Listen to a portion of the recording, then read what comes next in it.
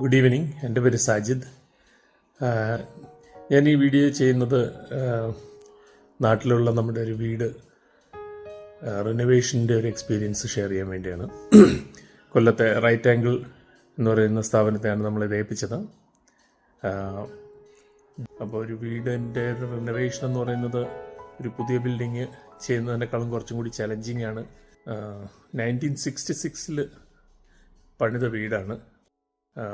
ഒരു വീടൊന്ന് ചെയ്യണമെന്ന് വിചാരിച്ചപ്പോഴത്തേക്ക് കുടുംബത്തിലെല്ലാവരുടെയും ഒരു ഒപ്പീനിയൻ എന്ന് പറയുന്നത് നമുക്ക് പഴയ വീട് തന്നെ റിനോവേറ്റ് ചെയ്ത് ആ ഒരു ഓൾഡ് സ്റ്റൈലിൽ തന്നെ ചെയ്യാമെന്നുള്ളതായിരുന്നു.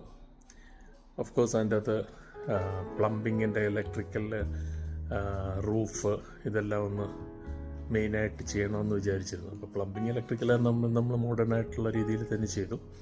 റൂഫൊക്കെ പഴയ ഓടിട്ട വീടായിരുന്നു, അപ്പം അങ്ങനെ തന്നെ നിലനിർത്താനായിരുന്നു ആഗ്രഹം. അപ്പോൾ മെയിനായിട്ട് റൂഫിൻ്റെ വർക്കൊക്കെ ആയിരുന്നു നമുക്ക് മെയിൻ ഒരു പ്രോബ്ലം ഉണ്ടായിരുന്നു. കാരണം നല്ല മഴയത്തൊക്കെ എപ്പോഴും ചോർച്ചയും അങ്ങനെയൊക്കെയുള്ള പ്രശ്നങ്ങളുണ്ടായിരുന്നു. ഒരു പഴയ വീട് ചെയ്യുന്നത് എനിക്ക് തോന്നുന്നു എപ്പോഴും ഒരു പുതിയ ബിൽഡിങ് ചെയ്യുന്നതിനേക്കാളും വളരെ ചലഞ്ചിങ് ആണ്. ഒരുപാട് പേഷ്യൻസും ഡെഡിക്കേഷനും വേണ്ട ഒരു വർക്കാണ്. To be frank, right angle അത് വളരെ നന്നായിട്ട് ഞങ്ങൾക്ക് ചെയ്തു തന്നു. ഞങ്ങളൊരു വാട്സപ്പ് ഗ്രൂപ്പൊക്കെ ഉണ്ടാക്കി. അപ്പം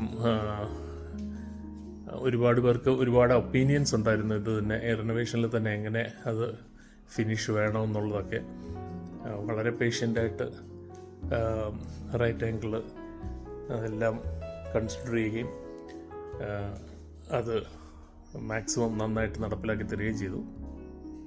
പിന്നെ ഞങ്ങൾ ഒരുപാട് ട്രാവൽ ചെയ്യാറുണ്ട്. അപ്പോൾ ഓരോ സ്ഥലത്തും ചെല്ലുമ്പോൾ എന്തെങ്കിലും ഒരു പുതിയ ഐഡിയ കിട്ടുകയാണെന്നുണ്ടെങ്കിൽ, അല്ലെങ്കിൽ നമ്മൾ എവിടെയെങ്കിലും കാണുകയാണെന്നുണ്ടെങ്കിൽ അത് ഞങ്ങൾ അപ്പോൾ തന്നെ അവരുമായിട്ട് ഷെയർ ചെയ്യാറുണ്ടായിരുന്നു. അതും അവർ മാക്സിമം ഇൻകോർപ്പറേറ്റ് ചെയ്യാൻ ശ്രമിച്ചിട്ടുണ്ട്.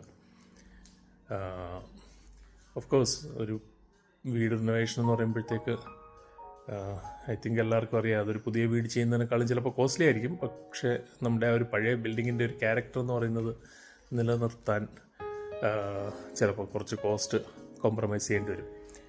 V are very happy with the finished product.